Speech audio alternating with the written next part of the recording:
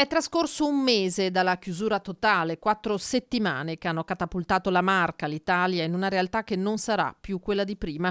In attesa della pubblicazione del decreto in soccorso alle imprese e con lo sguardo rivolto alla cosiddetta fase 2, il presidente provinciale di Confcommercio Capraro fa un primo bilancio del cosiddetto lockdown. Lunghissimo e durissimo per tutti, sono state settimane davvero impegnative da tutti i punti di vista e anche dal punto di vista psicologico per la tenuta dei nostri imprenditori e delle nostre imprese. Migliaia le aziende che con il silenzio assenso stanno riaprendo. Beni di prima necessità a parte, il terziario dovrà invece ancora aspettare. Per Capraro alcuni spiragli però già ci sarebbero. Credo che anche nell'ambito del commercio, così come in quello della produzione, vi siano delle realtà che per le merceologie possono riaprire da subito con delle prescrizioni, con delle attenzioni, potrebbe essere il numero dei clienti all'interno del negozio,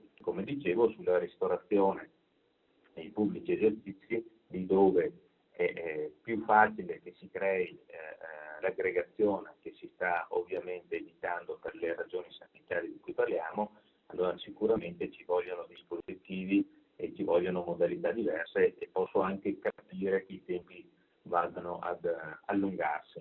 Ristorazione che si sta attrezzando con le consegne a domicilio a Pasqua alla prova del 9, tanto che l'Ascom ha creato un portale ad hoc. E da qui, conclude il presidente Capraro, non si torna indietro. Ripartiremo da qui, non ripartiremo da dove siamo stati interrotti.